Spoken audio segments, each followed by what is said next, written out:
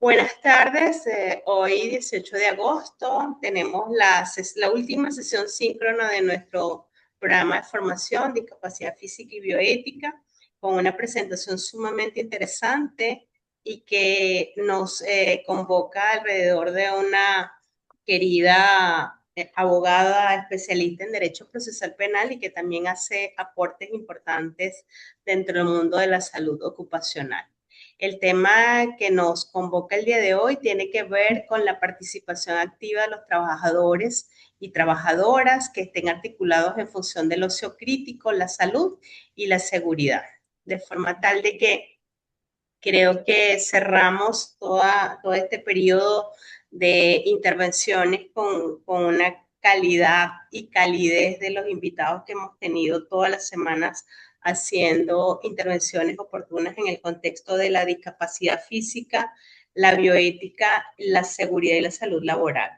Génesis, como les mencionaba, es abogada especialista en Derecho Procesal Penal, es abogada egresada de la Universidad de los Andes en el año 2017, es especialista en Derecho Procesal Penal de la Escuela Nacional de Fiscales del Ministerio Público y en la actualidad está esperando para hacer la presentación de su trabajo especial de grado para convertirse en especialista en Derecho Penal en la misma Escuela Nacional de Fiscales del Ministerio Público.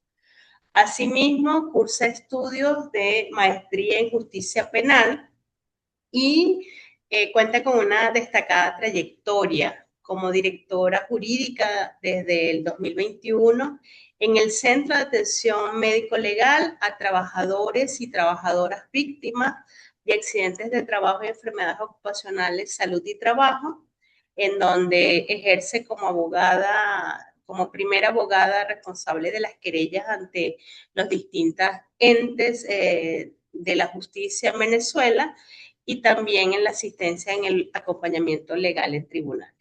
Es docente universitario en la Universidad Nacional Experimental de Guayana, cumpliendo el rol en la unidad curricular de Derecho Laboral y Penal en materia de seguridad y salud en el trabajo.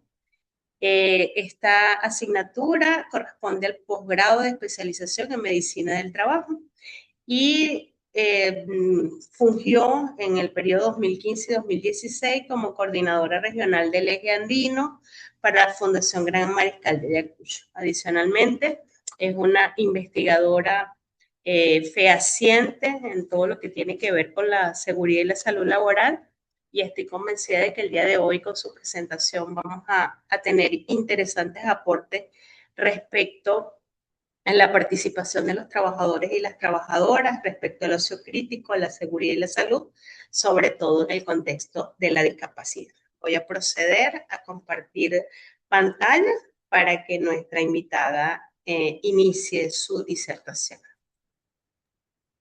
Muchísimas gracias, Valentina, por esa presentación. Muy agradecida contigo y con todos los presentes, este, a quienes además os ruego que puedan hacer esta disertación conmigo, que no me dejen sola, que participar en la medida que vayamos avanzando, por favor. Eh, Adelante, adelante, Génesis. Veo por aquí que está la doctora Evelyn, qué gusto Así es. verte. Qué gusto. Saludos, Este, Génesis. sí. La profe Belín es bien interesante porque es participante, es una estudiante, pero es una estudiante aventajada y siempre es muy oportuna en sus intervenciones y aprovecha al máximo a nuestros invitados. Así que estoy segura de que la vamos a aprovechar muchísimo. Bueno, Excelente. Bueno, vamos a comenzar haciendo mención a esta primera diapositiva que nos habla del tema, ¿no? El tema que nos... No, la primera, por favor. La primera que nos habla sobre el tema a conversar la tarde de hoy. Es participación activa de las trabajadoras y de los trabajadores. Entonces, aquí ya nos estamos delimitando a una población. Nuestra población es de los trabajadores y las trabajadoras, ¿sí? Articuladas al ocio crítico, la salud y seguridad en las personas con discapacidad, ¿sí? Entonces, pero ya sabemos que nuestra población está dirigida entonces a esos trabajadores. Entonces, ¿qué vamos a nosotros a escudriñar en este tema sobre los trabajadores? Ahora sí vamos a una segunda lámina. Lo que vamos a hablar acá es sobre el ocio. Entonces, nos podemos preguntar, ¿qué es el ocio? Y si nuestro tema nos está hablando del ocio crítico, entonces, ¿qué es el ocio crítico? En primer lugar, acá tenemos, le hacemos, por favor, le damos los agradecimientos a Van Gogh por las imágenes. Sí. Dice que el ocio es un estado de tiempo libre, receptividad y recreación para el bienestar, libre de obligaciones productivas. Y entonces, ¿cómo se lleva esto al ámbito laboral? Y cómo no nada más se lleva al ámbito laboral, sino que lo llevamos a la materia de la seguridad y salud en el trabajo. Porque como había hecho referencia, nuestro título nos lleva a unas categorías bastante importantes. Uno, los trabajadores, ¿sí? Dos, ay, ya va, me entró, disculpen, me estaba entrando una llamada. Déjenme un segundo. Ya va, en clase. Disculpen. Ok. Entonces les decía que no, nos refiere a unas categorías sumamente, ya va, no encuentro ahora aquí. Ajá, unas categorías. Vamos a hacer una cosa. Voy a detener un segundo la grabación. Entonces, decía que ese título nos lleva a unas categorías sumamente importantes que delimitan nuestro tema de hoy. Entonces, que son esos trabajadores, el ocio crítico y la materia de seguridad y salud en el trabajo. Entonces nosotros tenemos que partir de allí. Entonces, ¿qué es ese ocio? De forma general, es un estado de tiempo, un estado de tiempo libre. Entonces nos podríamos preguntar, ¿libre de qué? Entonces, la receptividad y recreación para el bienestar, libre de obligaciones productivas. Entonces, ¿cuáles son las obligaciones que son productivas? Pero ¿qué tenemos? Por otra parte, ¿qué es el ocio crítico? Y nos dice, es una participación activa y reflexiva que busca la autoexploración, la integración del ser, según Jung, y el desarrollo de la conciencia profunda a través de la contemplación y la imaginación activa.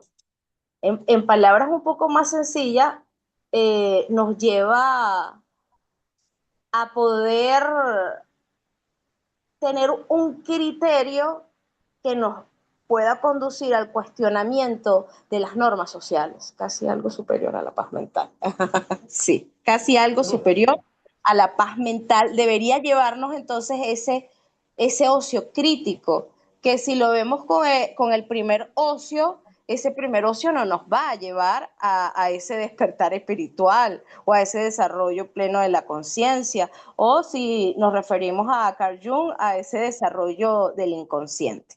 Entonces, no nos va a llevar a ello si ese ocio no es productivo, podríamos decirlo, ¿sí? Entonces, en materia de seguridad y salud en el trabajo, con los trabajadores y las trabajadoras, nosotros podemos hablar de ocio crítico. Nuestra ley establece el ocio crítico. ¿Qué es lo que realmente establece nuestra ley? Y recordando que yo por lo menos soy penalista, ¿no? Mi área es el derecho penal. Entonces, ¿cómo yo llevo el ocio crítico al derecho penal? ¿Sí? Entonces, son preguntas que sin duda alguna comencé a hacerme cuando me invitaron a dar esta ponencia. ¿Y se puede relacionar el derecho penal con este tema? ¿Se puede relacionar el derecho penal con los trabajadores, con el ocio crítico y con la seguridad y salud en el trabajo? Ya va, estoy leyendo acá un mensaje. Claro, doctora, somos latinos y siempre se piensa en fiesta y no ven más allá. Ok. Tienes razón. Mira, entonces vamos a una tercera lámina que nos hace una pregunta bastante importante. porque reitero que el nombre de nuestro tema de hoy tiene unas características esenciales, como lo son los trabajadores, las trabajadoras, la seguridad, la materia de seguridad y salud en el trabajo y esta palabra o esta categoría que vamos a subrayar, el ocio crítico. Porque cuando estamos en materia de seguridad y salud en el trabajo, no hacemos referencia al ocio crítico. Hacemos referencia es a la categoría tiempo libre de trabajo, ¿sí? Nuestra ley, por ejemplo, nuestra ley orgánica de prevención, condiciones y medio ambiente de trabajo, habla del tiempo libre de trabajo. Ella no te va a hablar directamente del ocio crítico, ¿sí? No. La ley orgánica del trabajo, de los trabajadores y las trabajadoras, no habla del ocio crítico, nos habla es del tiempo libre. ¿Tiempo libre de qué? De trabajo. Ese tiempo libre que va a tener o que tiene derecho a tener todo trabajador, toda trabajadora de esa jornada de trabajo, que además es sumamente cuestionable. Porque si nosotros decimos que en Venezuela está establecido que la jornada de trabajo es de 8 horas, si el día consta de 24 horas, entonces 8 horas son para el trabajo, 16 horas son para estar fuera de trabajo, ¿sí? Pero si yo entro al trabajo a las 7 de la mañana y soy mamá de 2 niños pequeños, ¿a qué hora me tengo que levantar para hacer el desayuno? Ok, yo hago el desayuno, después de que hago el desayuno tengo que alistar a los niños, tengo que alistar todas las cosas para irme al trabajo, entonces cuánto tiempo tomo en el autobús, en el carro, en el metro, cuánto tiempo tomo en llevar a cada uno de los niños a su colegio, luego irme yo al trabajo para pasar 8 horas allí, después de que salgo del trabajo, tengo que recoger a los niños, llegar, hacer comida, ordenar la casa, hacer los quehaceres, hacer las actividades académicas que le asignaron a los niños, lavar y luego de eso acostarme. Entonces, ¿cuánto tiempo realmente tuve de tiempo libre? Y ese tiempo libre de trabajo, ¿en qué lo utilicé? ¿Sí? Entonces, la categoría idónea, según la materia en seguridad y salud en el trabajo, es tiempo libre. Ahora bien, ese tiempo libre que tengo, que ya me di cuenta que no tengo, lo tengo que filtrar por el ocio crítico. Si yo quiero despertar en esa persona y que esa persona como parte de una sociedad para la construcción y la evolución de esa sociedad, el ocio crítico, entonces en este tiempo libre de trabajo yo tengo naturalmente que tener ocio crítico. Entonces aquí tenemos a dos sujetos que son responsables de este ocio crítico para que un tercer sujeto pueda disfrutarlo, quien es el Estado y la empresa privada, ¿sí? ¿Por qué? Porque puede ser que para que esa utopía de sociedad que nos vamos a imaginar pueda tener ese ocio crítico para su evolución constante como sociedad, tiene que tener ese impulso que lo va a dar el Estado, pero hay personas que no trabajan. Entonces, esa persona que no trabaja por X o Y condiciones, ella no tiene derecho al ocio crítico. O es que el ocio crítico, entonces nada más lo vamos a limitar a las trabajadoras y a los trabajadores. ¿Quiénes tienen derecho entonces al ocio crítico? Y si nada más entonces nos vamos a la materia de seguridad y salud en el trabajo, ¿cómo yo como empleador voy a garantizar que ese trabajador y esa trabajadora tenga ocio crítico? A través de una bailoterapia. Entonces, a través de... No estoy criticando la bailoterapia, claro. A través de esa bailoterapia yo voy a sumar para la evolución de una sociedad. Entonces, ya sabemos que lo primero es que la categoría correcta es tiempo libre de trabajo, y ese tiempo libre de trabajo debe estar inmerso o constituido de ocio crítico. Vamos a verlo en la siguiente lámina, ¿sí? En esta siguiente lámina, ok, aquí José nos comenta, es parte si tenemos ciudadanos sanos. Sí, aquí me disculpan porque la diapositiva me comió una T de la Ley Orgánica del Trabajo. De la LOT. Sí. Entonces me disculpan ese detallito. Entonces aquí tenemos que tanto la Ley Orgánica del Trabajo como la LOCSIMAT nos hacen referencia es a ese ocio, a ese tiempo libre, donde se descansa y se recupera de la fuerza de trabajo. Ese es ese tiempo fuera de la jornada laboral que está definido entonces por la ley que rige por lo menos en nuestra sociedad venezolana. Y que lo contrario a ello, pues, sería la esclavitud. ¿Ok? Pero en contraparte tenemos lo que es el ocio crítico, que es la participación activa, es esa autoexploración y contemplación profunda, es el desarrollo de la conciencia a través de la reflexión y la imaginación activa. Entonces, eso nos lleva a una categoría esencial en el mundo de la seguridad y salud en el trabajo, lo que es la ergonomía cultural. ¿Por qué la ergonomía cultural? ¿Qué significa ergo? Significa trabajo. No mía es la regla, ¿ok? Entonces esa regla del trabajo o esa norma de trabajo donde se ha hecho consciente que el trabajador entiende lo que está haciendo y lo que está haciendo le trae un beneficio para su vida, ¿sí? Entonces ese tiempo libre del trabajo que además tiene que ser impulsado por el empleado. Él va si lo logra entender a través del ocio crítico, va a poder sumar a una construcción de una sociedad. De resto, entonces lo que nos vamos a encontrar es con una disergonomía cultural, ¿sí?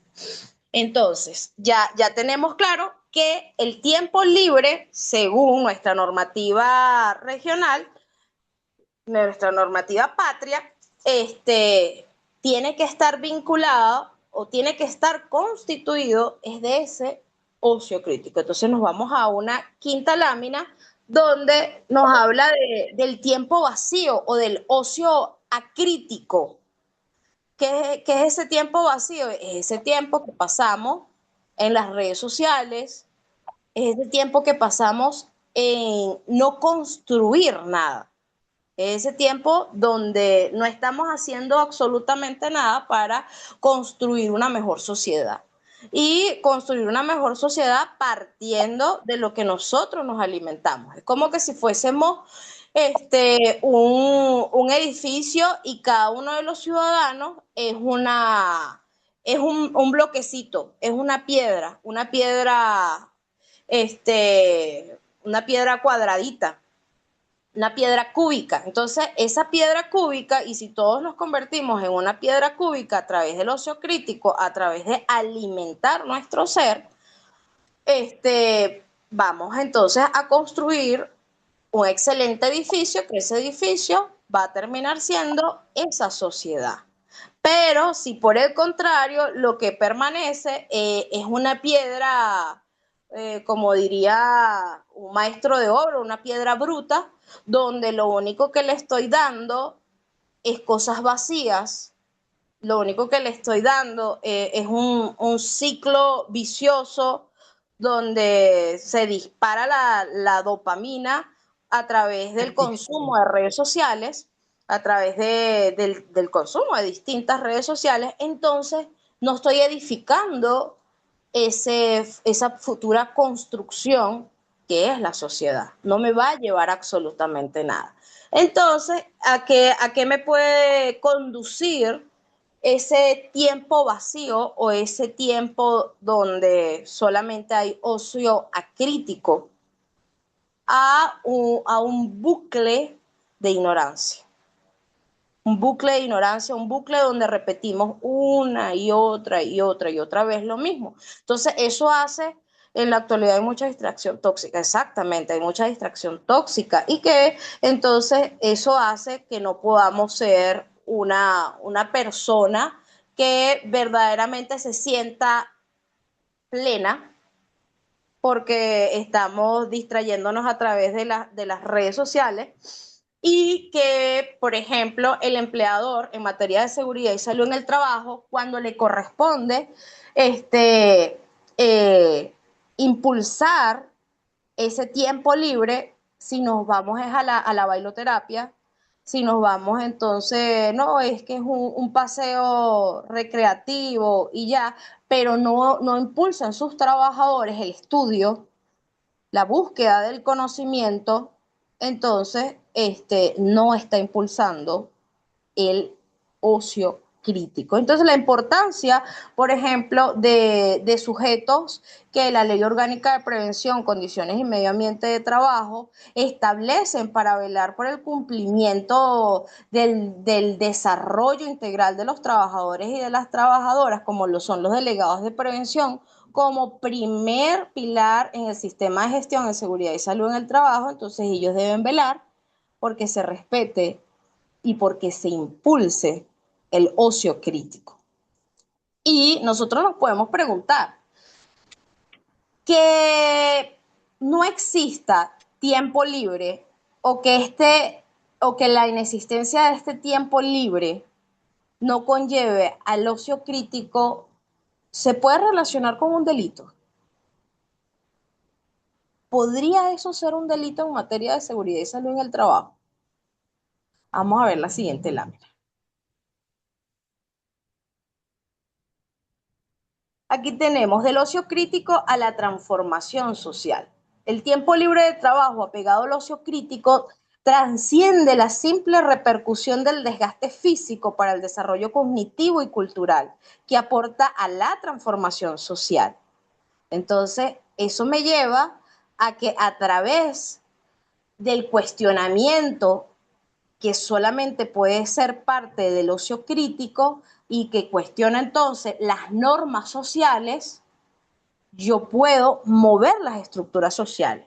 Entonces, estas normas sociales constituyen en derecho un delito. No, no constituyen en derecho un delito.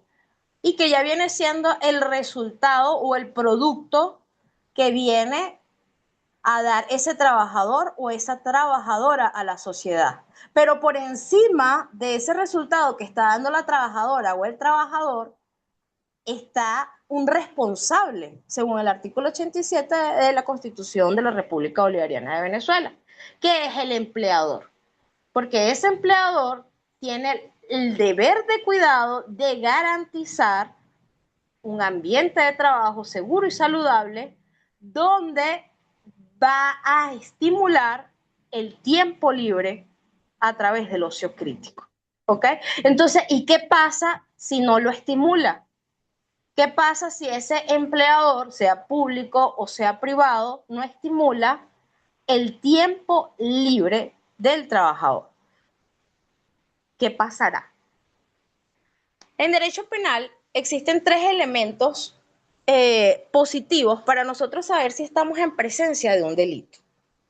El primer elemento es la acción, ¿sí? Es la acción típica. Esa acción típica es un hacer o un dejar de hacer. Entonces yo me puedo preguntar, ok, si para que yo pueda estar en este escenario ante un delito, el empleador tuvo que dejar de hacer o hacer algo que me dañe, ¿qué será eso? Y si eso está establecido en un catálogo como delito. En un catálogo entendamos como el Código Penal, alguna ley orgánica. Entonces, ¿qué es ese hacer o ese no hacer que hizo o no hizo el empleador que está establecido como delito y que me ha lesionado? ¿Y de qué forma me ha lesionado? ¿Cómo se puede lesionar un trabajador cuando no tiene tiempo libre? Quizás pudiese sufrir de alguna enfermedad musculoesquelética, porque además de que trabaja todo un día en la computadora, luego cuando, entre comillas, tiene su tiempo libre, lo que está es en el teléfono. Entonces, ¿cómo se puede enfermar este trabajador? Le puede dar depresión. Le puede dar depresión porque sencillamente no encuentra o no conoce, no accede, no se le educa sobre el ocio crítico y de cómo a través del ocio crítico puede obtener o aprovechar ese tiempo libre de trabajo. Y al no tener las herramientas, entonces puede sufrir de estrés. Y no obstante, entonces le decimos que el sistema patria se cayó y no le va a llegar el bono, el 15. O sea, la realidad de ese trabajador, de esa trabajadora, lo puede llevar entonces a la depresión. Entonces, bueno, que además entonces pudiésemos estar en presencia de un trabajador remoto. Él está en su casa, tiene teletrabajo, no está yendo a una empresa, pero está todo el día trabajando. Desde que se levanta, está en el computador. ¿Y qué silla está usando? Y no obstante, entonces, cuando tiene un chancecito libre de ese trabajo que hace, se va a las redes sociales. ¿Cuál es la pausa activa que tiene ese trabajador? ¿Verdaderamente el empleador está garantizando el tiempo libre de trabajo o con estos trabajos remotos estamos implementando una esclavitud moderna? Entonces, basándonos en todas estas preguntas, podríamos responder si tenemos el primer elemento o no de esos tres elementos positivos del delito. ¿Cuál es la acción o cuál es la omisión del empleador y que esté establecida como delito en nuestro ordenamiento jurídico? Bueno, entonces tenemos que, partiendo del artículo 87 de la Constitución, ¿verdad? Nos vamos al artículo 131 de la Ley Orgánica de Prevención, Condiciones y Medio Ambiente de Trabajo, donde nos dice el artículo 131 de la LOXIMAT que la muerte del trabajador o la lesión del trabajador serán penados con tantos a tantos años. Entonces, allí está el catálogo donde me establece que en efecto estoy ante un delito. Entonces, ¿qué sucede con esto? Esto es sumamente importante porque tenemos que respetar el principio de legalidad. Principio de legalidad que me recuerda que yo no puedo, yo como Petra Josefina Pérez, yo no puedo inventarme hoy un delito. Yo no puedo decir hoy que encender un ventilador es un delito.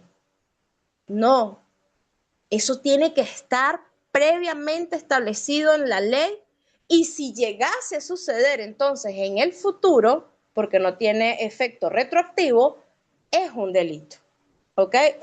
Y en materia de seguridad y salud en el trabajo, pareciera que los venezolanos nos hemos puesto una venda en los ojos para no ver los delitos en materia de seguridad y salud en el trabajo. ¿A qué me refiero? A que es muy sencillo, a que pareciera muy fácil distinguir cuando sucede un delito, por ejemplo, un hombre va caminando por la calle y otro hombre le da muerte con 10 puñaladas. Todos sabemos que eso es un delito. Pero cuando nos vamos al ámbito de la seguridad y salud en el trabajo, que tenemos un trabajador que no está teniendo tiempo libre y que ese tiempo libre no está constituido o no está integrado de ocio crítico, no opinamos nada.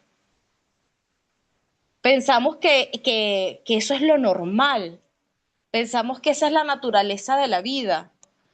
Sí, el doctor José dice es que el trabajador también se vuelve un cómplice.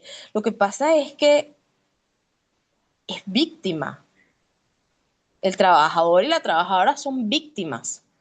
Es como cuando estamos en materia de género, en violencia de género, tenemos a la mujer que, bueno, ella está siendo agredida por su pareja sentimental y le cuesta renunciar a ello porque hay una dependencia económica, le cuesta renunciar a ello porque hay una dependencia emocional, le cuesta renunciar a ello porque hay un chantaje de por medio y el hecho de ser víctima la tiene prisionera y es muy difícil que denuncie.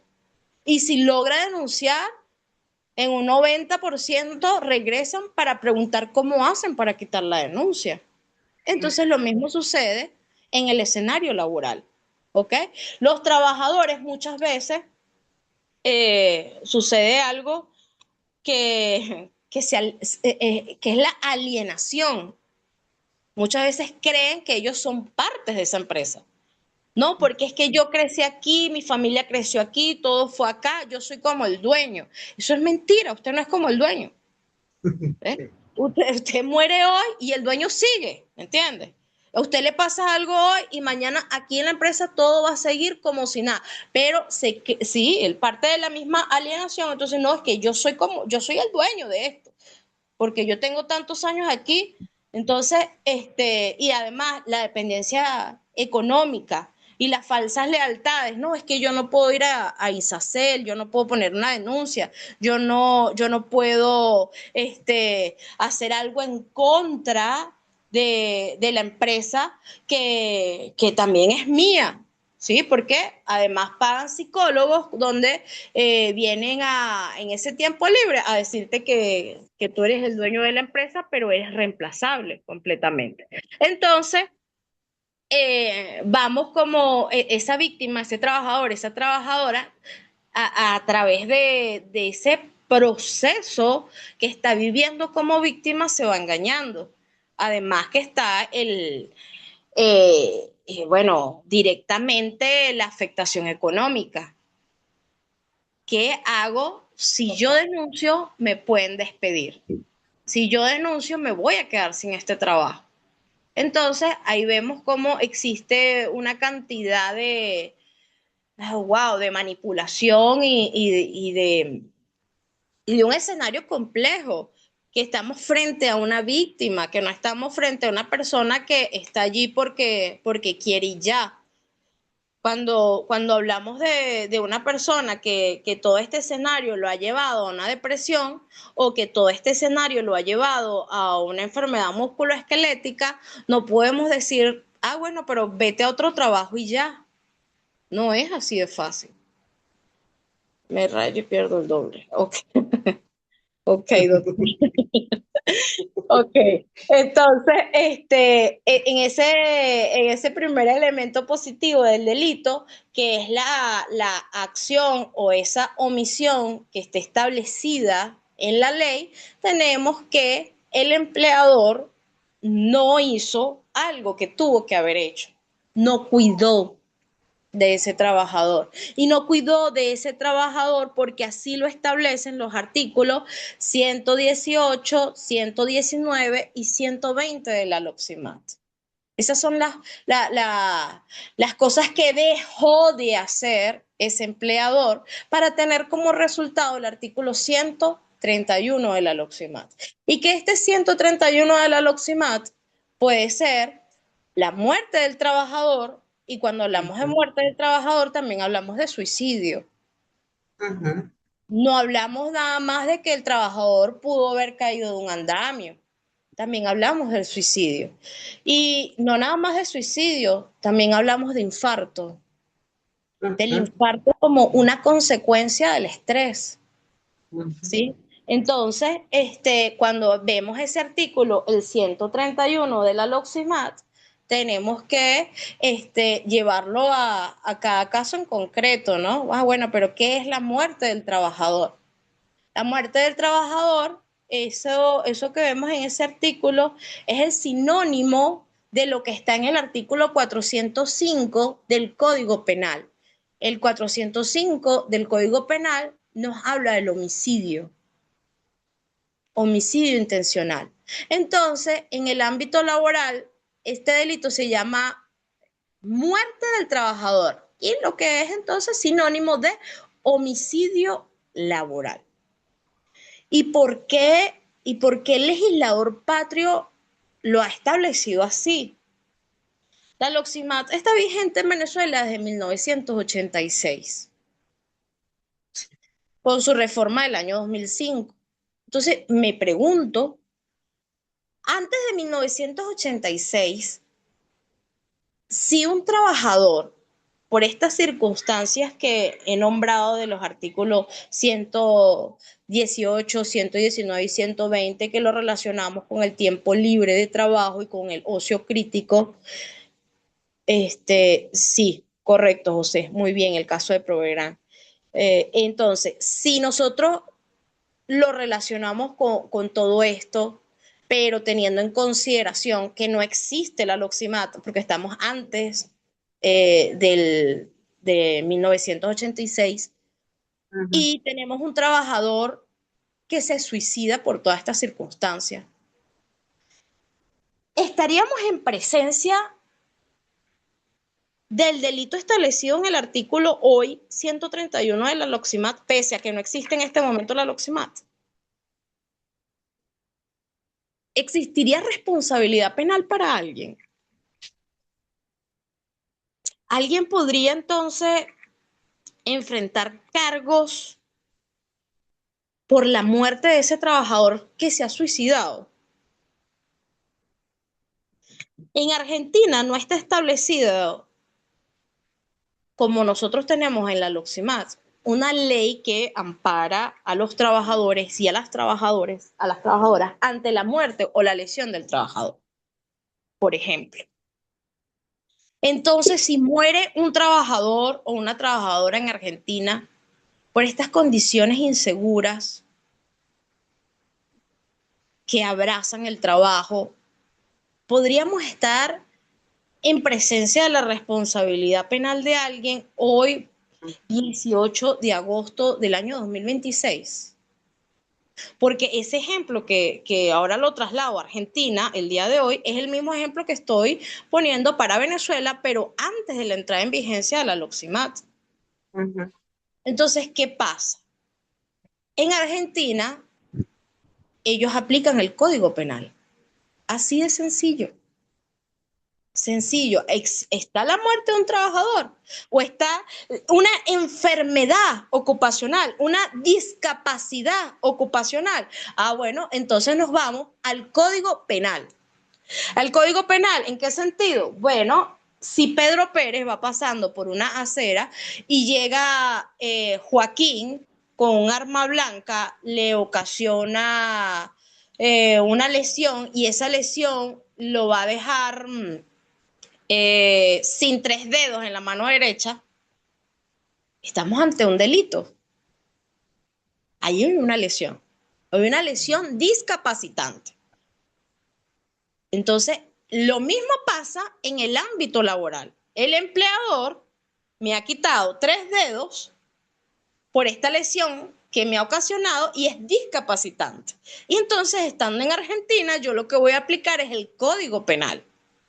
Y ese Código Penal es suficiente para que yo pueda activar la jurisdicción penal. ¿Y reclamar qué? No se trata de reclamar 30 monedas de plata. se trata de reclamar justicia. Y claro, cuando yo reclamo justicia, tampoco puedo negar que esas 30 monedas de plata sean justas también para ese trabajador o esa trabajadora.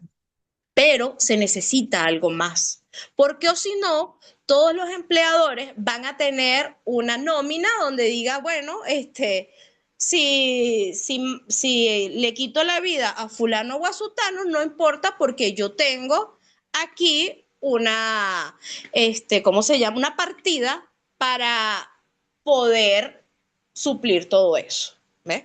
Pero si decimos, van a pagar con cárcel, la cosa cambia. Ya no se trata nada más de una partida económica y por eso no se trata nada más de esas 30 monedas de plata, sino de reclamar justicia y de obtener justicia para esas víctimas, esos trabajadores y esas trabajadoras. Entonces, ¿qué pasa en el caso de Venezuela? En el caso de Venezuela, el legislador patrio ha dado una doble protección a los trabajadores y a las trabajadoras. Porque la primera protección la da la Constitución. Mira, tú tienes derecho a la vida. Y tener derecho a la vida, ¿qué quiere decir? Eso, quiere decir que no tienes derecho a morirte. Quiere decir que tienes derecho a que no te dé cáncer. Quiere decir que tienes derecho a que no te dé una gripe. No. Naturalmente puedes darte todo eso, porque viene con la humanidad, con tu humanidad. Pero lo que quiere decir entonces tener derecho a la vida es que yo tengo derecho a que no me maten arbitrariamente. Y que no me maten arbitrariamente en mi casa, en la calle, en el trabajo, ni en ningún lugar. ¿Ves? Entonces ya tienes esa primera protección que la establece la Constitución, el derecho a la vida. Ahora, el legislador patrio venezolano ha dicho, no, ya va, un momento. A mí me interesa tanto esta población que está en nuestro tema de hoy, que es los trabajadores y las trabajadoras en el ámbito de la seguridad y salud en el trabajo. Me interesa tanto, dijo el legislador, que yo le voy a dar esa doble protección. Lo voy a establecer, no nada más en la Constitución, en el Código Penal, sino en una ley orgánica aparte. Y por eso nace la Ley Orgánica de Prevención, Condiciones y Medio Ambiente de Trabajo, que en su artículo 1, numeral 6, ya me dice, será sancionado aquel empleador, va a tener responsabilidad penal si actúa con dolo o con culpa. Y ahí hay una distinción muy amplia en lo que es el dolo y lo que es la culpa, porque el dolo me establece que vas a pagar ese delito que has cometido con una privativa de libertad, mientras que la culpa establece que va a ser sin privativa de libertad. Y para distinguir uno del otro, entonces existen silogismos jurídicos, ecuaciones que podemos utilizar para ver si en efecto se actuó de una forma o se actuó de otra. La experiencia que nos ha dicho el empleador siempre actúa con dolo eventual, pero eso ya lo hablaremos posiblemente más adelante. Entonces, en Venezuela tenemos esta doble protección a la vida del trabajador. Si no tuviésemos la LOXIMAT, con su reforma en el año 2005, ni la de 1986, aún así nosotros pudiésemos invocar entonces la lesión al bien jurídico protegido, que es la vida, como lo hace Argentina.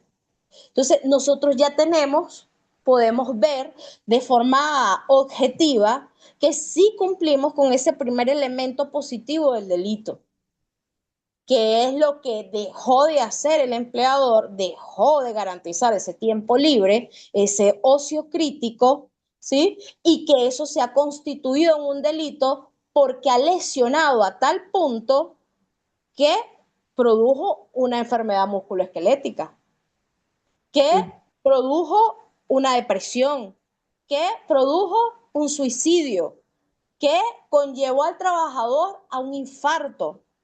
¿Ves? Entonces ese es el resultado de lo que dejó de hacer ese empleador. y tiene entonces en ese artículo 131 de la LOXIMAT una pena. Entonces vamos a marcar como positivo nuestro primer elemento del delito. El segundo elemento del delito es la antijuridicidad. ¿Qué quiere decir la antijuridicidad o antijurídico? Trata de aquello que es contrario a derecho. Entonces, es contrario a derecho no respetar las normas en materia de seguridad y salud en el trabajo, el tiempo libre de ese trabajador, el ocio crítico, no brindarle las herramientas para que pueda tener una vida plena. Porque a través de hacer lo contrario, yo lo que estoy garantizando es una explotación laboral, una esclavitud. Entonces, ¿eso es contrario a nuestro ordenamiento jurídico? Sí, sí es contrario. Pero este elemento de la antijuricidad tiene unas causales de justificación. Las causales de justificación, por ejemplo, son la legítima defensa. Y el empleador, el patrono, estaba actuando en legítima defensa cuando le quitó al trabajador el ocio crítico. No, no estaba actuando para defenderse. No. Y entonces otra causal de justificación es la defensa de un tercero. Y es que entonces el empleador estaba actuando de esa forma en la que estaba propiciando una explotación para poder salvarle la vida a un tercero, a un hijo, a una hija. No, eso no tiene nada que ver con esto. Entonces, el empleador no tiene una justificación para actuar contrario a derecho. Entonces, aquí vemos que sí reunimos este elemento. Y como último elemento tenemos la culpabilidad. Entonces, la culpabilidad nos lleva bueno, y este empleador está actuando de forma consciente y libre, o alguien lo está obligando a actuar de esta forma. ¿Alguien lo obligó a no cumplir con el ordenamiento jurídico venezolano? No, nadie. Él incumplió solo, porque así lo quiso. ¿Ves? Entonces, todo eso nos lleva a que estamos en presencia de un delito. Si yo logro filtrar una situación en particular por estos tres elementos positivos del delito y cada uno me da positivo, entonces estoy en presencia de un delito, así como lo acabamos de hacer en este momento y ha dado positivo por cada uno de esos elementos. ¿Cómo es posible que estamos ante la presencia de un delito en materia de seguridad y salud en el trabajo que lo hemos normalizado en nuestra sociedad?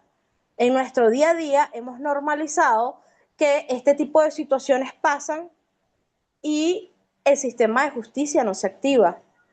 Imagínense que un trabajador que esta situación lo ha llevado a la depresión se va hoy a el 6CPC.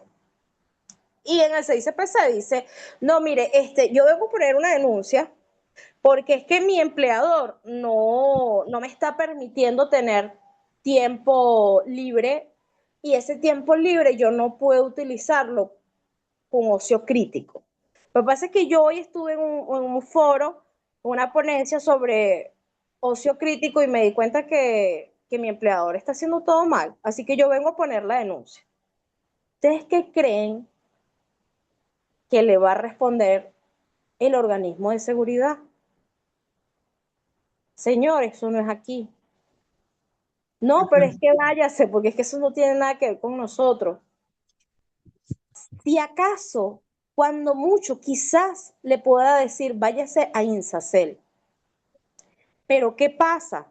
El artículo 2 de la LOXIMAT me establece que estoy ante un delito de acción penal pública, y así lo establece también el 132 de la LOCSIMAT. ¿Por qué? Porque afecta al orden público. Entonces, el artículo 132 de la LOCSIMAT me dice, esto es un delito de acción penal pública. ¿Qué quiere decir que sea un delito de acción penal pública? Bueno, quiere decir que existen diferentes tipos de delitos.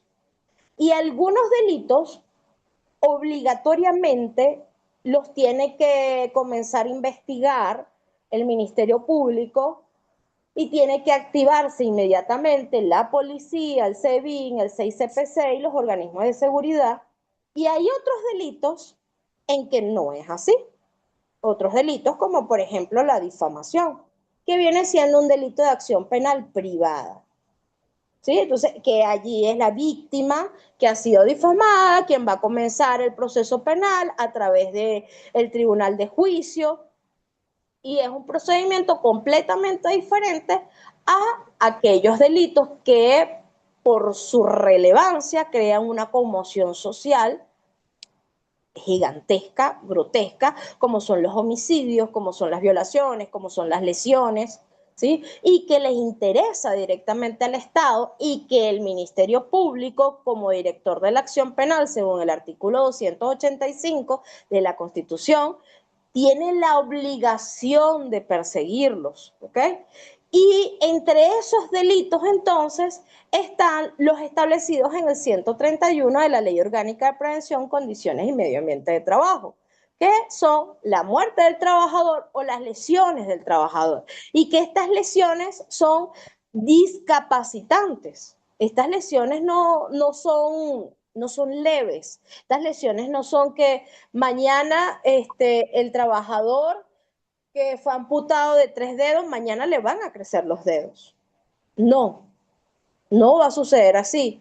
Igualmente son los daños emocionales, psíquicos que ha sufrido ese trabajador, mañana no va a despertar un poquito más saludable, ¿sí? Porque son daños discapacitantes. Estamos trabajando entonces con trabajadores, trabajadoras discapacitados. Y discapacitados en este momento, ¿por qué?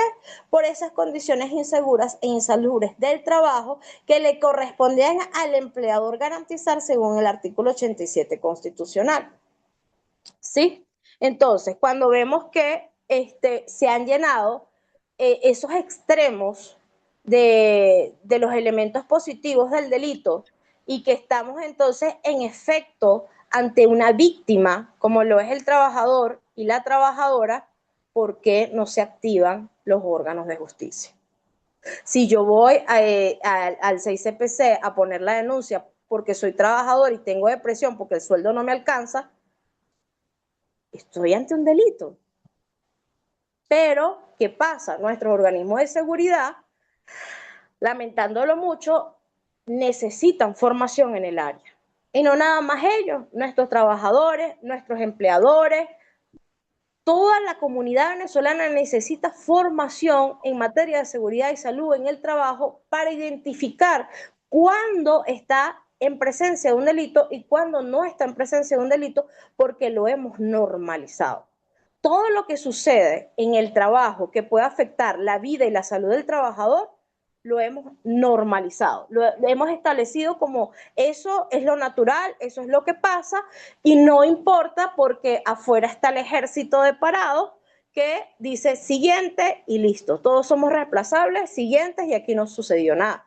Pero realmente sí sucedió, pues si tengo una constitución que me está protegiendo la vida de ese trabajador y de esa trabajadora, tengo un código penal que me reafirma esa protección y con una doble protección a través de la Ley Orgánica de Prevención, Condiciones y Medio Ambiente de Trabajo, ¿qué pasa?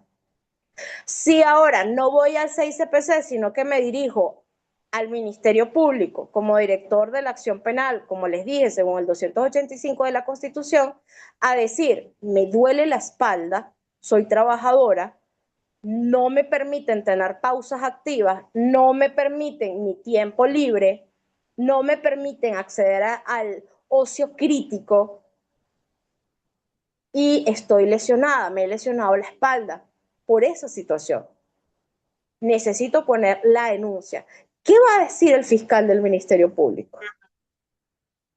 Entonces, en ese ¿qué va a decir el fiscal del Ministerio Público? Estamos desde 1986, pero después de que se han presentado querellas por enfermedades ocupacionales acá en Venezuela y por muerte de trabajador aquí mismo en Venezuela, entonces a la Fiscalía General de la República no le quedó de otra que emitir una circular. Una circular es una forma en la que el fiscal general de la República se dirige a todos los fiscales del Ministerio Público a nivel nacional y les da una orden.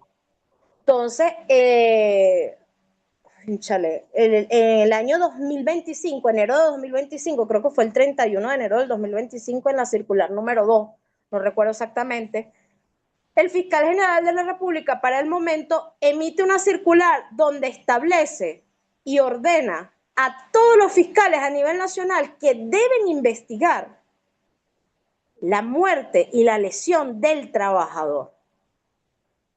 Es decir, que si Petra Pérez hoy va al Ministerio Público con ese dolor en la espalda porque tiene una lesión musculoesquelética y muestra esa circular, además de mostrar la Constitución de la República Bolivariana de Venezuela, el Código Penal y la Ley Orgánica de Prevención, Condiciones y Medio Ambiente de Trabajo, el Ministerio Público tiene la obligación de recibir la denuncia. ¿Por qué? Porque ya hay un precedente.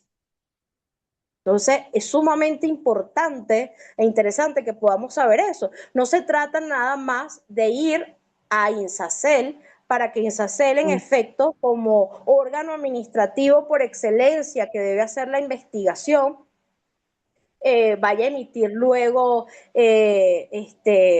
las resultas de esa investigación y pueda emitir un certificado de enfermedad ocupacional o de accidente de trabajo, que luego el trabajador con eso se puede ir al tribunal laboral a reclamar una indemnización. No se trata nada más de eso. Se trata de justicia. Se trata de ese trabajador, esa trabajadora, para hacerlo más cercano, puede ser mi mamá, puede ser mis hijos, puede ser mi esposo, puede ser mi hermano, puede ser mi vecino, puede ser un ser humano a quien amo, y que todos los seres humanos entonces estamos protegidos por la ley, y que estar protegidos por la ley significa que yo voy a invocar el derecho que me ha sido lesionado, y que ese derecho que me ha sido lesionado no puede estar limitado a 30 monedas de plata. ¿Sí? Que la justicia debe ir más allá. Entonces también nos podemos preguntar qué es la justicia. Pero en definitiva, la justicia no puede ser nada más darle una indemnización al trabajador o a la trabajadora por un miembro que perdió, por una habilidad que ha perdido, que ha quedado discapacitada para toda su vida, o por la muerte de ese trabajador o de esa trabajadora, darle una indemnización a las víctimas por extensión, que son sus familiares. Entonces, más allá de un tema dinerario, pensar en justicia y pensar en que este tipo de temas no solamente son atractivos, son bonitos, sino que conllevan a, a profundizar en la deuda que tenemos con los trabajadores y las trabajadoras venezolanas que han sido víctimas de lesiones, que han sido víctimas por muerte en el trabajo, o por esas condiciones inseguras e insalubres que ha llevado el trabajo insalubre. Entonces, saber además los avances que hemos tenido, pese a que está establecido desde 1986, actualmente, agosto del año 2026, podemos decir que tenemos tribunales en Venezuela que reconocen las lesiones como delito. Por lo menos acá en el estado Lara se está reconociendo las lesiones como delito. El doctor José hablaba hace rato del caso de Provegran, un caso sumamente interesante donde murieron 9 trabajadores. ¿sí? Y que fue la primera sentencia en Venezuela donde se condena a un empleador y a un gerente por muerte del trabajador. Sin embargo, esa sentencia hace alusión a la culpa de que, bueno, y cuando hablamos de culpa, lo que estamos diciendo es que, ok, sucedió el delito, sucedió la muerte del trabajador, en este caso de los trabajadores, pero no fue con intención. Fue porque, bueno, descuidé un poquito la normativa, pero yo estaba 100% seguro que esto no iba a suceder. Sin embargo, existe lo que es la intención, que en el derecho penal entonces lo vemos como el dolo. Y en el Código Penal se establece que todos los delitos son intencionales, son dolosos, a menos que se demuestre lo contrario. ¿Qué pasa? Para que un delito sea doloso, tenemos que tener en consideración que existen 3 tipos de dolo. El primer dolo es aquel que donde Pedro Pérez quiere matar a Joaquín y va y le da muerte a Joaquín. Listo, sencillo. Pero el dolo de segundo grado o dolo indirecto es donde Pedro Pérez quiere matar a Joaquín y él sabe que Joaquín todos los días pasa por una avenida a las 5 de la tarde, pero en un carro, y quien conduce el carro es Juan. Y aún así, a él no le importa y lanza una bomba y mueren todos ellos. Hay un dolo indirecto hacia Juan. Él no quería matar a Juan, pero asumió el riesgo y lo mató. Está un tercer dolo, que es el dolo eventual. Que este dolo no es planificado. Yo realmente no quiero matarte, porque el empleador no quiere matar a nadie, el empleador lo que quiere es lucrarse. El empleador lo que quiere es tener más ganancias. Él no es que se levantó un día a la orilla de su cama y dijo, ¿cómo hago para matar a todos los trabajadores y a todas las trabajadoras? No, él lo que quiere es lucrarse. Y en esa medida de lucrarse, demuestra un desprecio hacia la vida del trabajador y de la trabajadora. No le importa si la lesiona, si lo lesiona o si lo mata. No le importa. Igual sigue haciendo lo que tiene que hacer para garantizar ese lucro. ¿Qué pasa en Progregran? ¿En Progreran había un programa de seguridad y salud en el trabajo? No. ¿Había un sistema de gestión en seguridad y salud en el trabajo? No. ¿Sabía el empleador que no tener ese sistema podía producir la muerte de los trabajadores? Sí. ¿Sabía el empleador que poner a unos trabajadores a sacar unos desechos cárnicos de un tanque con un tobo y una cuerda, ¿cómo se llama? Una cabulla, no recuerdo en este momento cómo se llama esa cuerda.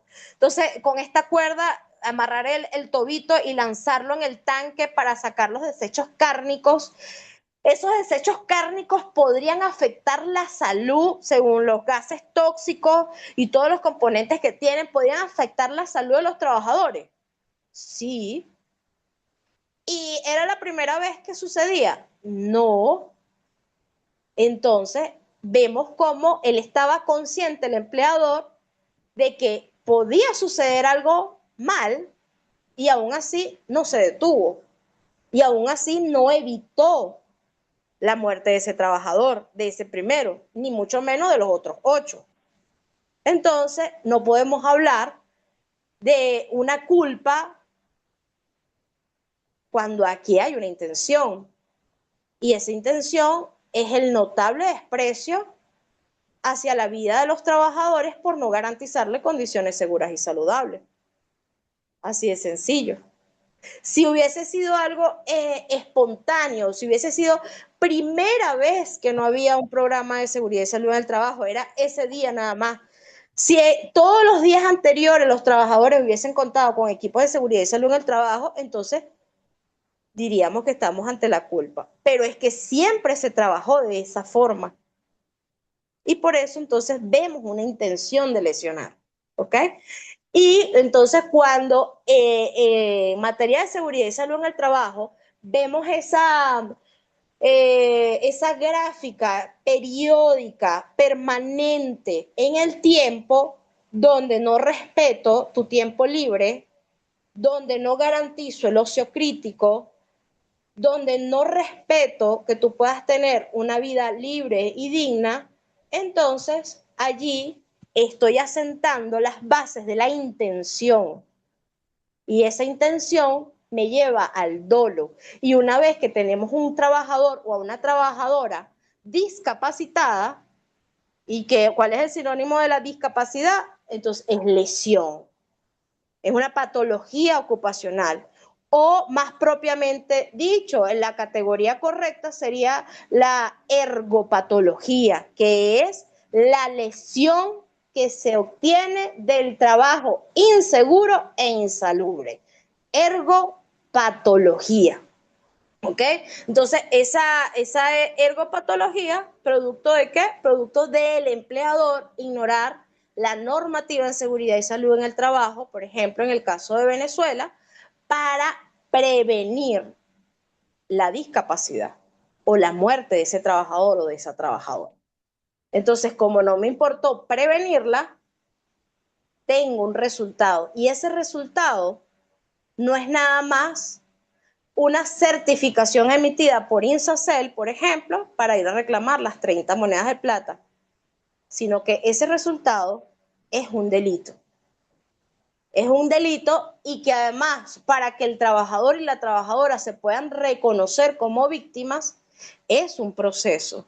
Por lo menos acá en Barquisimeto, desde el Centro de Salud y Seguridad, el Centro de Seguridad y Salud en el Trabajo, para la sociedad civil donde hago vida laboral, tenemos un centro de víctimas, trabajadores. Son de distintas empresas, ellos se acercan los fines de semana, tienen terapia con unos psicólogos, y recuerdo que al inicio de estas jornadas, ellos no se concebían como víctimas.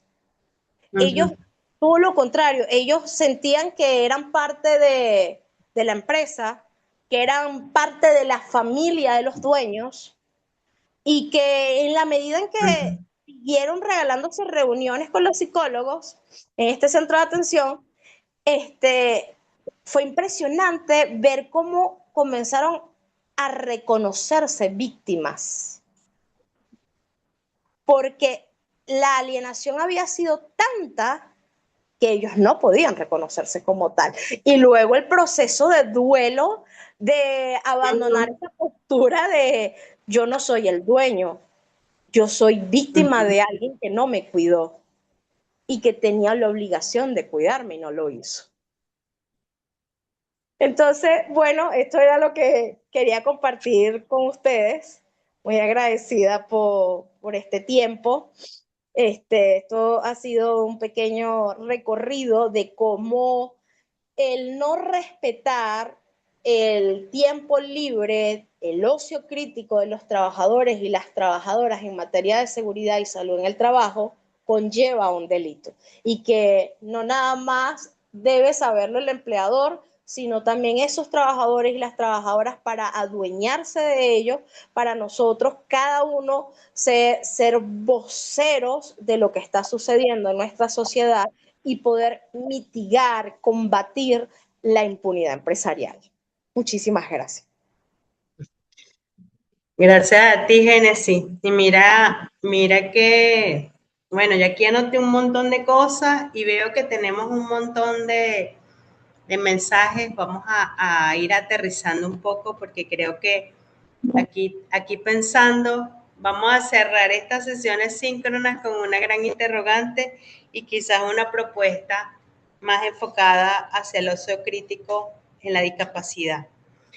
Fíjate que el accidente Provegrán fue el 18 de agosto de 2003. Hoy es 18 de agosto. Yo estoy haciendo este programa de formación,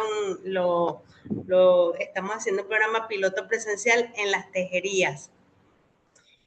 Y es increíble porque muy a pesar de toda esta tragedia que significó un hito en el esquema de salud y seguridad en nuestro país, es, es aterrador incluso, y lo digo con mucha responsabilidad, saber que de esas lecciones no nos quedan, no aprendimos la lección. Desde el trabajador, desde el empleador, pero también desde un Estado que se supone tiene un marco, no se supone, lo tiene, un marco regulatorio que nos protege. Quiero agradecerte porque si bien es cierto, asumiste la postura como toda abogada penalista, si se puede denominar, nos viniste a plantear la mirada del ocio crítico, no desde el eufemismo, de bueno, vamos a divertirnos. Al principio hablabas de la bailoterapia, sin menospreciar la bailoterapia, que puede ser una actividad incluso que puede ayudarnos a relajarnos y a sustraernos de la realidad en un determinado momento, pero que nos conduce a reflexionar cómo ni siquiera tenemos claro lo que es el ocio crítico. Y eso incluso nos permite desde los programas de formación entender que muchos de los que hacemos vida en el área de salud y seguridad laboral no estamos ni siquiera conscientes ni nos acercamos a lo que debería ser el ocio crítico. También quiero agradecerte profundamente porque hacer una presentación con Vincent Van Gogh, que en su arte y en su expresión hacía una crítica férrea a lo que él denominaba la burguesía y a la necesidad de que el esparcimiento a través de las bellas artes y de la contemplación. Entonces creo que fue muy oportuno, además de que yo adoro a Van Gogh, adoro La Noche Estrellada y para mí es muy significativo esta presentación. Si quisiera, por ejemplo, leer a Nubia que dice cómo se hace, por ejemplo, con las lesiones que aparecen en el tiempo como las oncológicas para profesionales que están en áreas de riesgo. Y habla, por ejemplo, en el caso del ámbito universitario, que allí incluso tenemos una deuda, donde hay lesiones posturales, factores de riesgo psicosociales, el tema de la depresión que se combina incluso con elementos de los salarios y a pesar de que quienes están cumpliendo la gestión y son las autoridades y los responsables saben que estamos fuera de contexto del cumplimiento de la ley, no se hace nada. Aparte de eso, la individualización de los responsables menciona José y te estoy dando algunas ideas sueltas para ver si aterrizamos como una reflexión final. Y dijiste también una gran verdad. Por eso es que yo cuando estoy escuchando en las reuniones laborales que te dicen vamos a resolver esto porque nosotros somos una familia, yo digo, pero es que si ni siquiera en las familias de donde se comparte sangre y genes, hay cosas que son insalvables, ¿cómo vamos a tener aquí una posibilidad de que yo sea familia de esto? Y siempre he entendido que eso es una trampa. Cuando también me dicen, no me gusta llamarlo recurso humano, prefiero llamarlo de otra manera. Y volvemos al eufemismo, quizás como un ejercicio para que haya una vinculación quizás más desde lo emocional. Me encantó y ya aquí con esto voy a cerrar para darle la palabra a quienes todavía se mantienen. Me encantó esas categorías emergentes. Lo de la ergonomía cultural nos permite incluso hacer investigaciones y acercarnos al ocio crítico desde una mirada de la defensa del uso del tiempo. Me encantó lo de la ergopatología, muy a pesar de su significado y también me gustó mucho cómo hiciste una constante soporte de tu disertación sobre elementos que están tanto en la Constitución como en la LOXIMAP. Y que incluso cuando nosotros hablamos de condiciones, medio ambiente y entorno laboral, está tipificado, se establecen los deberes y los derechos y lo dice, pero es tan cuesta arriba en una gestión y en un sistema y en el empuje que debe tener todo lo que es la política y los lineamientos en esta materia, entender que el ocio crítico debería ser un fin y no un medio. Entonces, yo dejo abierto para el debate, para escucharte un poco, o para si tienes alguna idea que redondee todo lo que hemos aquí mencionado y ver las intervenciones. Me gustaría escuchar muchísimo a la profe Belín, que está haciendo algunos comentarios, para que tengamos quizás unos hilos que finalmente y después cada uno desde sus áreas de actuación podamos hacer lo propio. Muchísimas gracias, doctora. Adelante, Bueno, adelante. bueno, quisiera, antes que se me acabe la pila, ya me quedan 7 minutos, no sé qué cuánto es esto. La verdad que bueno, es una disertación bien interesante, Génesis, que lograste hacer en términos de lo que es el derecho de los trabajadores y cómo se violenta con esto y cada una de las cosas que van ocurriendo en el mundo del trabajo.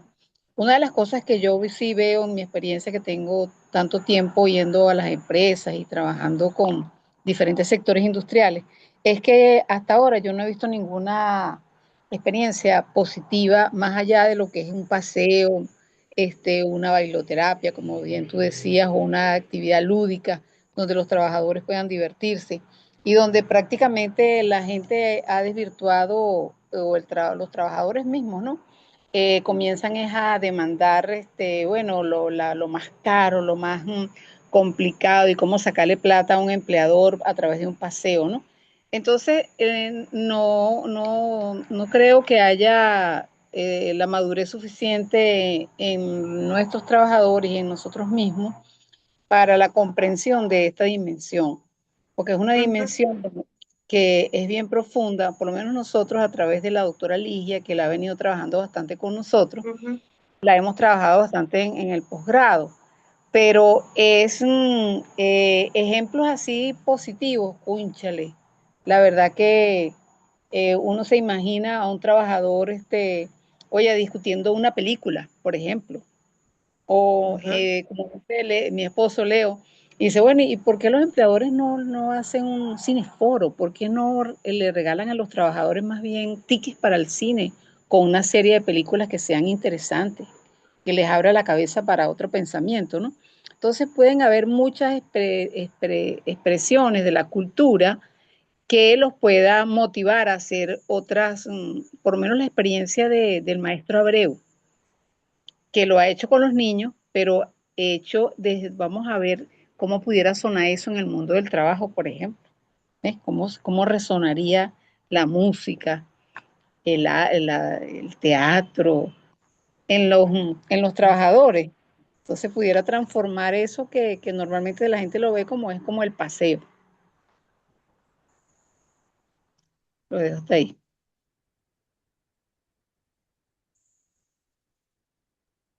Adelante, Génesis, si quieres comentar algo de lo que menciona la profe Belín. Gracias, doctora. Bueno, doctora Belín, yo, si estuviese en el caso de un trabajador, no me molestaría si voy a ir a ver una película en el Hotel Humboldt, Ajá. en el restaurante del Hotel Humboldt. No me molestaría mucho, o si me voy a ir a leer un libro allá. Pero sí, ciertamente tanto los sindicatos como los delegados de prevención han desvirtuado la lucha de los trabajadores y de las trabajadoras para enfocarlo en el paseo más costoso. En el paseo bueno, nos vamos a Mérida, nos vamos a la playa y listo. Yo no digo, no niego que también el contacto con la naturaleza o el contacto con los compañeros, más allá de las obligaciones laborales, pueda estimular el conocimiento, pueda estimular al trabajador a tener un despertar espiritual y a fortalecer virtudes en él.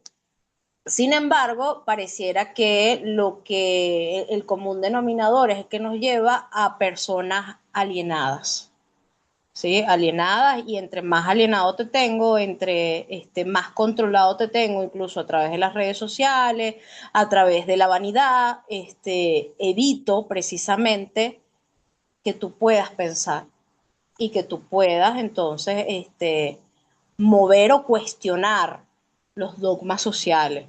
Y en ese mover o cuestionar también está el hecho de que tú puedas obtener conocimiento de tus derechos. Y te Exacto. tengo entonces dominado.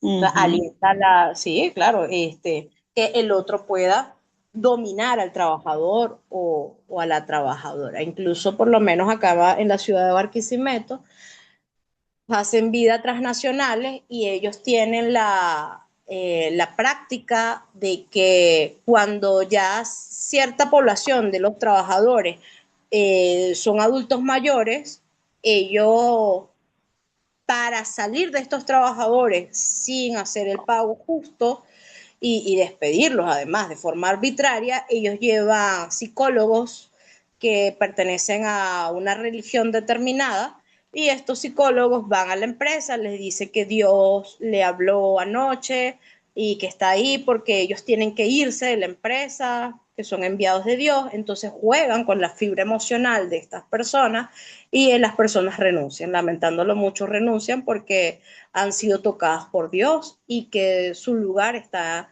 en otro espacio y no en ese. Entonces, es una forma de tener dominados a esos trabajadores y las trabajadoras, pero nosotros tenemos una normativa de seguridad y salud del trabajo bastante avanzada, y con el sistema de gestión, con el pilar número uno, que son los delegados de prevención. Si tenemos delegados de prevención verdaderamente formados, podemos entonces, a través de los delegados de prevención y de los sindicatos, escuchar las cadenas que están atando a los trabajadores y a las trabajadoras, para entonces poder abocarnos a reventar esas cadenas y liberarlos, pues, ¿sí? En cuanto a una de las primeras preguntas, Valentina, que hacían sobre si la exposición a ciertos químicos luego terminaba en una enfermedad oncológica, ¿qué hacer en ese caso, no? Eso Ese es un caso donde podemos ver que es distinto a el siguiente delito, a que Pedro Pérez apuñala a Joaquín hoy a las 8 de la noche. O bueno, hoy a las 6 de la tarde lo apuñaló. Listo, le causó una herida. Entonces podemos decir que esa herida fue ocasionada el 18 de agosto del año 2026. Pero esta lesión oncológica, ¿en qué momento comenzó a aparecer? Esta enfermedad, ¿en qué momento comienza a aparecer en el cuerpo de la trabajadora o del trabajador? Esta ergopatología. ¿Cuándo? En derecho penal sucede algo que por eso obligatoriamente yo me tengo que responder cuándo apareció esa enfermedad. Lo que es la prescripción de la acción penal. La acción penal prescribe. La acción penal muere. O sea, la acción penal no va a estar allí abierta a que se pueda perseguir al otro eternamente. No, o sea, tú puedes perseguir este delito según la dosimetría penal, que puede ser desde 2 años, 3 años, 4 años, 10 años, y después de ese tiempo, por más que se haya cometido el delito, no lo puedes perseguir. Entonces, ¿cómo hago en el caso del trabajador o de la trabajadora que hoy ha sido diagnosticada como paciente oncológico por estar expuesto a condiciones inseguras e insalubres en el trabajo? ¿Cómo hago si estuvo expuesto durante 15 años? Prescribió. Entonces, otro caso más de impunidad. Existe una sentencia del Tribunal Supremo de Justicia, la Sala de Casación Penal, que me establece que el momento en el que nace el delito en materia de seguridad y salud en el trabajo es cuando es diagnosticado por un médico ocupacional. Es decir, este trabajador estuvo 15 años enfermo, pero hoy fue al médico. ¿Cuándo ocurrió el delito? Hoy. Porque fue diagnosticado hoy. Y no se trata de que tenga que ser el médico de la empresa o el médico de INSACEL. Cualquier médico ocupacional con posgrado. Si es con diplomado, no sirve. Pero cualquier médico ocupacional con posgrado, porque haya hecho su especialidad, entonces puede diagnosticar. Y allí es cuando nace el delito. ¿Qué pasa? Aquí en Venezuela intentaron presentar unas querellas por enfermedad ocupacional. Estos abogados, cuando presentan las querellas, lo hacen con la certificación de INSACEL. Y el tribunal, después de batallaron muchísimo, después de que eso llega a Caracas, el Tribunal Supremo de Justicia, bueno, se pronuncian a favor del patrono y le dicen, mira, ¿sabes qué? La certificación te salió en tal año, pero el diagnóstico te lo dieron hace muchísimos años. Y por eso, en estos casos, no importa la certificación de INSACEL. La certificación de INSACEL de un ente administrativo no puede parar una investigación penal, no la puede detener. Entonces, esa sentencia establece que es cuando el médico ocupacional te ve, no cuando INSACEL te certifica. ¿Por qué? Porque la obligación del médico es diagnosticar, mientras que la de INSACEL es certificar. Son cosas, procesos diferentes. Entonces, en esos detallitos recae el hecho de si puedes o no invocar justicia. ¿Sí? Pero cuando estamos ante pacientes oncológicos, la respuesta es cuando eres diagnosticada por un médico ocupacional. No, pero es que yo fui diagnosticada por un ginecólogo, fui diagnosticada por un oncólogo, fui diagnosticada por un traumatólogo. Chévere, está bien, excelente, pero yo necesito el diagnóstico del médico ocupacional. ¿Sí? Allí, a partir de ese momento, nace el delito de acción penal pública.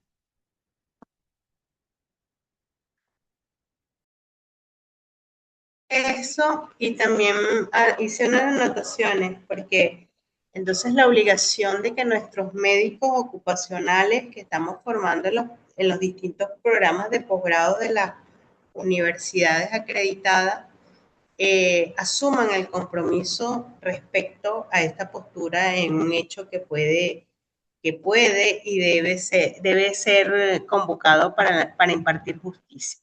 Fíjate algo que me llamó también la atención, Génesis. No sé cómo estás con el tema de la batería, porque entiendo que estás sin energía eléctrica. Sí, yo tengo una cosa de energía aquí y no se me va a apagar, tranquila. Buenísimo, buenísimo.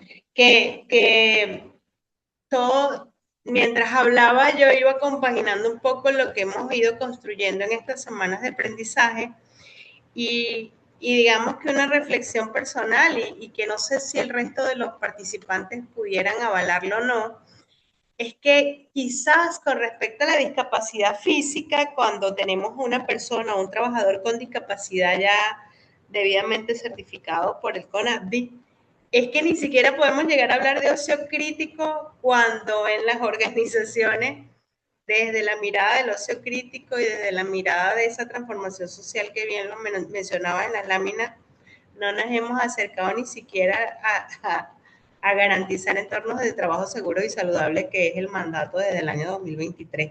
Entonces es casi como una utopía cuando desde la mirada de la discapacidad sabemos lo complejo que es el proceso de inclusión laboral, todos los mecanismos y todas las fuerzas que configuran, convergen, divergen o incluso hasta confabulan para no lograrlo. En este momento exacto es una utopía hablar de ocio crítico que no vaya más allá de un eufemismo, porque si ni siquiera podemos garantizar la accesibilidad universal en la mayoría de los casos, ¿cómo podemos garantizarle el ocio crítico y el uso del tiempo libre para el incremento de su calidad de vida en términos generales, más allá de la calidad de vida laboral? Creo que eso es un llamado a la atención, lo decía por el grupo de WhatsApp, es quizás la tarea de este programa de formación, que nosotros nos convertamos en actores para la transformación, y la transformación hay que hacerla mirando de frente la realidad, no ocultándola porque no va a dejar de existir, sino buscando propuestas para hacerlo posible, desde la justicia, desde el respeto, desde la autonomía, porque esos son los principios de la bioética. De verdad que me queda esa profunda reflexión y no sé si alguno de los participantes que están acá respaldan esa idea, quisieran aportar algo diferente respecto a este tema que hoy me deja profundamente conmovida, porque siento que, como lo decía la profe Belín, se ha intentado, la profe Ligia, desde el programa desde los programas de salud ocupacional, pero también desde el doctorado en salud pública, ha impulsado la investigación en ocio crítico y qué cuesta arriba ha sido para encontrar elementos diferenciadores desde lo positivo. Ahora me doy cuenta realmente de que es un trabajo arduo porque precisamente todos los escalones que tenemos que ir avanzando para llegar a sencillamente hay situaciones o eslabones muy débiles o que todavía exigen compromiso sostenido desde los distintos espacios. Mira, yo quería comentar que a mí me encantó esos conceptos que tienen el trabajo de ergonomía cultural asociada al tiempo libre y asociada a lo físico, el tiempo vacío. Es interesante esa forma de nombrar esas categorías nuevas, que la verdad que es interesante seguirlas trabajando y alimentando esos conceptos desde la ergonomía. No, sí, yo los anoté, profe, y de hecho como resultado de este programa de formación seguramente van a surgir por allí como categorías emergentes y tendremos cosas por hacer. Nubia quiere intervenir, adelante Nubia.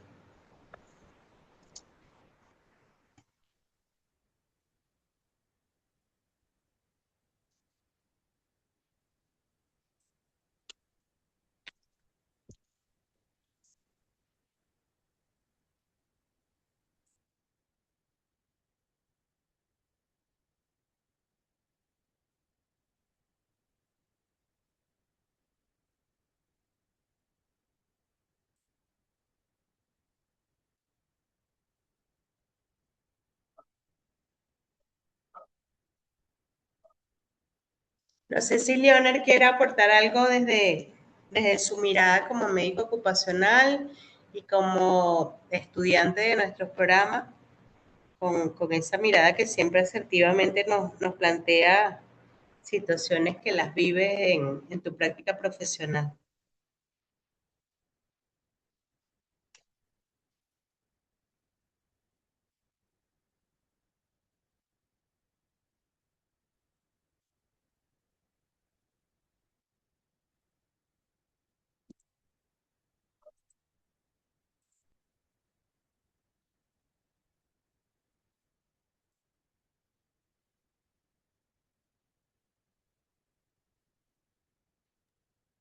No Bueno, creo que tienen Nubia, batería. Y Nubia, ¿qué le pasó? Nubia creo que perdió la conexión. Vamos a darle unos minutos. Y Leonard me escribió por el privado que está justo cumpliendo servicio en este momento y tiene un trabajador atendiéndolo. Entonces, Ya. Y Nubia no la perdimos. Pero bueno, yo voy a... Ajá, decir adelante. algo, basado en tu reflexión de la dificultad que tiene uno para los que no tienen nada. Imagínate lo complejo que es para los que sí tienen algo, como en los casos de los trabajadores con alguna discapacidad física o cognitiva, ¿no? Para uno lograr hacer esa transformación. Entonces, bueno, es todo un reto para buscar estrategias de incorporar esos derechos en todos, en los trabajadores con y sin discapacidad. Sí, y yo le decía por allí que tiene que ver con la socioantropología del trabajo, ¿no? Y la reconexión de ese tejido laboral que siempre la doctora María Cristina menciona. Cómo articulamos desde lo cultural y desde la cultura organizacional y desde las bellas artes esa procura del bienestar más allá, como lo decía Génesis, yo tomé muchísimas notas. La dopamina artificial, que creo que es un temazo porque la gente quiere like, la gente quiere ser reconocida, quiere ser escuchada, pero en un contexto de satisfacción inmediata y que eso no se capitaliza en cultivar las virtudes, que en esencia es lo que necesitamos para sentirnos en efecto del todo vinculados con el propósito de vida. Entonces, quizás ha sido un cierre desde las presentaciones síncronas que nos deja con esa necesidad de seguir haciendo cosas. Ya Nubia se incorporó. Nubia, estamos esperando por tu pregunta. Adelante. Aló, gracias. Cosas raras con el internet, la electricidad, los teléfonos, discúlpenme. Hola, buenas noches. Oye, me siento complacida para empezar porque hoy nos dieron una visión desde la tribuna legal y eso normalmente a uno lo sacude, ¿no? Pues quienes somos practicantes de la bioética o aprendices de la bioética, pues somos muy apegados a la norma, ¿no? No sé si le pasa eso, profe Valentina. Así es. Entonces, sí, señor. Entonces, analizando la postura, toda la exposición que hizo la profe, que me pareció valiosísima, me pongo a pensar como patrono, trabajando en la universidad, profesor, personal a cargo, y en ocasiones sé que no se cumple la norma. Entonces ahí viene mi reflexión muy particular. Solo voy a reflexionar y se las quiero compartir en voz alta. Ajá, como patrono, el personal en ocasiones no cumple con la bata, con la postura, con la mesa de la computadora, la silla, y resulta que es un personal que voy a tener 25 años de servicio, ¿verdad? Si es como una Nubia que cuando tenía 10 como bioanalista quería hacer otra cosa y pasó a profesor, a lo mejor cambió el escenario, pero ¿y si no? Ese trabajador que está en el WAMI o en la institución de salud de la universidad tiene riesgo, se expone, usa un calibrador para medirse mensual. Estas son reflexiones a nivel ético, donde yo me pongo a pensar desde la visión del patrono o parte de lo que es el patrono, porque el patrono sería el ministerio, quien obviamente no podemos decir que gozamos de toda la bonanza que se corresponde o todo el cumplimiento como amerita la ley. Eso en primera reflexión, pero en segunda reflexión pienso como docente de un posgrado, por ejemplo, de cirugía, donde yo veo a unos estudiantes que además de pasar 24, 26, 28 horas de servicio, tienen que sacar de su bolsillo los implementos de protección para generar justamente esa bioseguridad, para protegerse de riesgo en el ambiente laboral. Eso con un accidente, pero ese sueño perdido, esa depresión, ese estrés post-trabajo, ¿a dónde se contempla? ¿Qué parte de la ley lo ampara? Y vengo con ay sí, aprovechando que tenemos la abogada acá, cuando el estudiante está de pasantía que tiene un accidente de riesgo biológico que se pinchó, no porque es que es para el trabajador, dice la ley, pero es que él es estudiante, ¿ampara o no ampara? Aparte de mis reflexiones, ese toque de consulta. Gracias, gracias, doctora. Y muchísimas gracias también por su pregunta. Bueno, en Venezuela se tenía establecido que los accidentes de trabajo son o abarcan a las trabajadoras o a los trabajadores. Yo tuve un accidente de trabajo con pasante donde el joven perdió 3 dedos de la mano dominante, su mano derecha.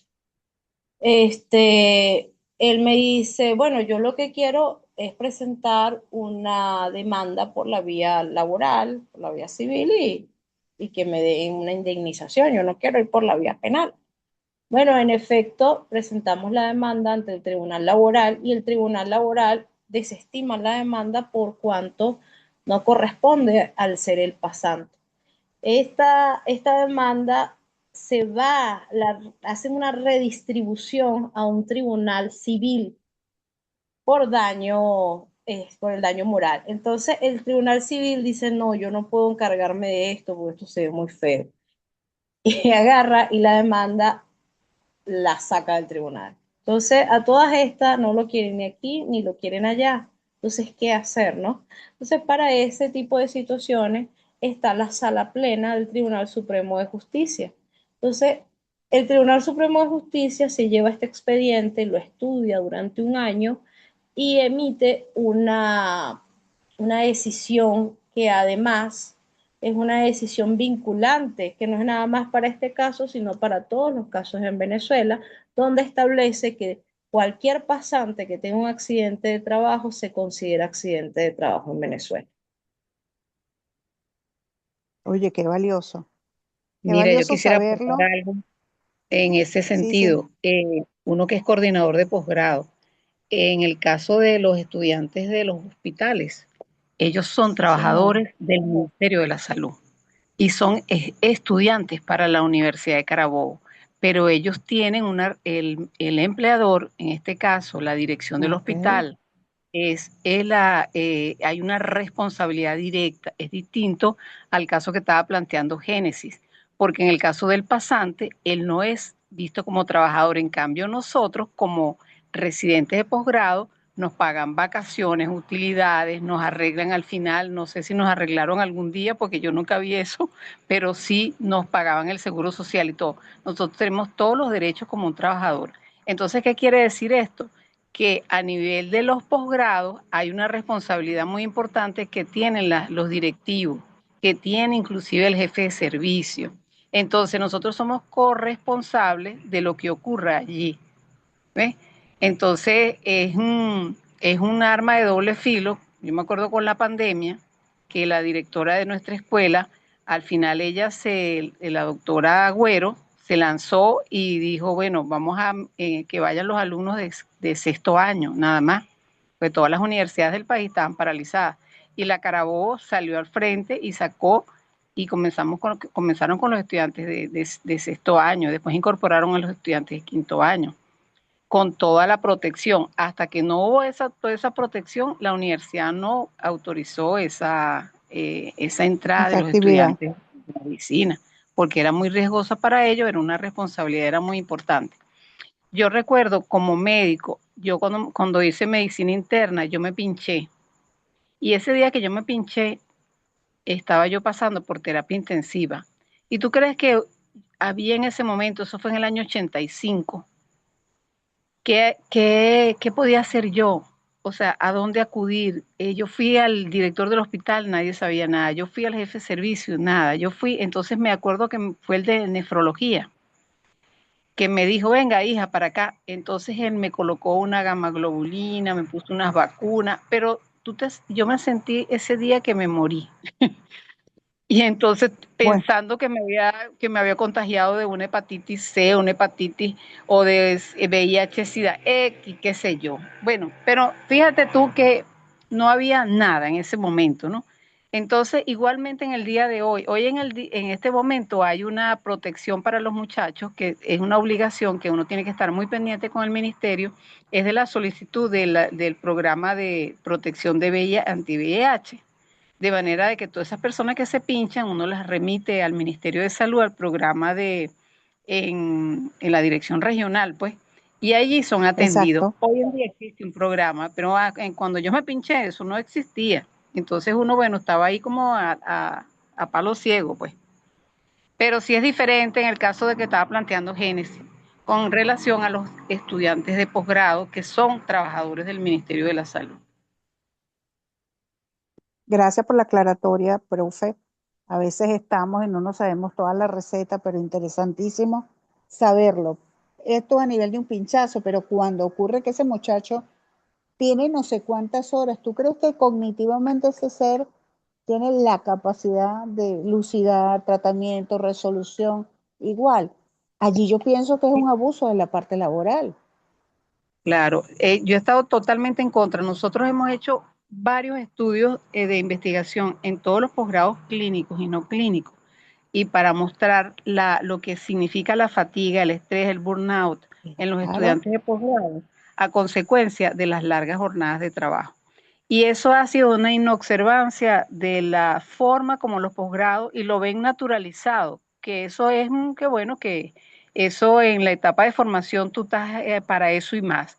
Y resulta que eso es atentatorio contra la calidad de asistencia que uno puede brindar como profesional. ¿Por qué? Porque una persona que tenga 24 horas de guardia y después se tenía uno que quedar en la posguardia para entregar una guardia y ya tú ibas saliendo era a las 36 horas y eso todavía sigue sucediendo.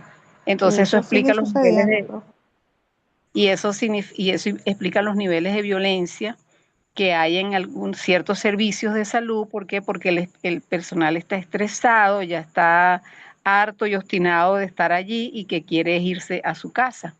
Entonces, para mí, yo eliminaría eso y pondría máximo guardias de 12 horas. Y entonces, ¿qué es lo que pasa? Que los mismos profesionales que están allí lo que quieren es más tiempo libre, entre comillas. Porque si tú le pones guardias cada 12 horas, ellos van a tener más guardias en la semana. En cambio, cuando es 24, de repente tienen una sola. Entonces prefieren esa matazón antes que tú le partas el tiempo de trabajo. Entonces es como una contradicción, pues. El trabajador versus lo que significaría, y más en estos momentos. Antes era porque tú te tenías que ausentar de tu casa, pero en este momento es que los muchachos hacen guardias en una clínica. O se van para rebuscarse el sueldo. Entonces ponerle 2 guardias, o sea, dividirle la guardia, todo se pondría, yo diría. Uy, no la oigo. Me imagino que se quedó sin energía eléctrica. Es una... Génesis, ¿estás allí? Adelante. Sí, bueno, es sumamente interesante este tema. Bueno, ¿quién es el responsable de cuidar a quién y quién es el que tiene la responsabilidad penal, ¿no? Por lo menos el empleador de este médico que no ha descansado, que ha hecho varias guardias, que está sumamente agotado, que tiene muchos pacientes bajo su responsabilidad. Entonces, el empleador es responsable de lo que le pase a este médico, pero este médico es responsable de lo que les pasa a sus pacientes. Porque eso no es transferible, eso sí no es transferible, él es el responsable. Él es el responsable de lo que le sucede a sus pacientes, entendiendo que la responsabilidad penal es individual, es intransferible. Entonces, el empleador va a tener responsabilidad penal es sobre ese médico, de lo que le pase a ese médico, pero ese médico será responsable de lo que haga a través de su agotamiento, a través de toda la violencia que está viviendo y de su explotación. Sí, señora. Lamentable, sí, es lamentable que... interesante. Los estudios de burnout que se han hecho en los últimos tiempos reflejan la misma tendencia. Hay una tendencia también en los procesos de formación a hacer procesos basados en una competencia insana, en una violencia, en un estilo de liderazgo autocrático, impositivo, y todo eso va generando situaciones. Y fíjense, como una conversación o como un tema que estaba vinculado y que está consagrado tanto en la Constitución como en la LOCIMAC, permiten y empiezan a aflorar estos asuntos emergentes que no han sido resueltos, que por el contrario se dejan de lado, se romantizan en algunos casos, se suavizan. Se normalizan y incluso se deja de hablar de ellos, como esa idea absurda de que, bueno, si no hablamos de ellos, el fantasma no aparece. Y creo que al final seguimos en una búsqueda de alternativas de resolución donde podamos respetarnos y comprendernos todos. Creo que ese es el principal punto de partida, que podamos generar espacios para sentarnos a escucharnos. Insisto, en la región, pero sobre todo en Venezuela, ha sido muy difícil dialogar en todos los espacios porque todo el mundo está polarizado, todo el mundo piensa que tiene la razón, todo el mundo piensa que su forma de ver un fenómeno o de comprensión es la adecuada. Y hasta que no pongamos de lado todos esos mecanismos, esos artilugios de ego y de incluso de perspectivas muy reduccionistas sobre la realidad, no vamos a poder resolver asuntos tan complejos, tan frágiles y tan sensibles como es la seguridad y la salud de los trabajadores. Y si esto lo llevamos a un contexto más cerrado, que es la seguridad y la salud de los trabajadores con discapacidad, queda mucho camino por recorrer. Quiero despedirme agradeciéndole a los pocos que nos acompañaron hoy. El tema eléctrico de verdad que ha sido una constante en todo nuestro proceso de formación. Sin embargo, no ha sido un obstáculo fácil, no lo hemos romantizado, que ha sido también una propuesta interesante, pero que necesitamos avanzar con el tiempo y las lecciones quedan grabadas, así que todo el mundo puede posteriormente venir y ver el video de nuevo y aprovecharlo en su expresión.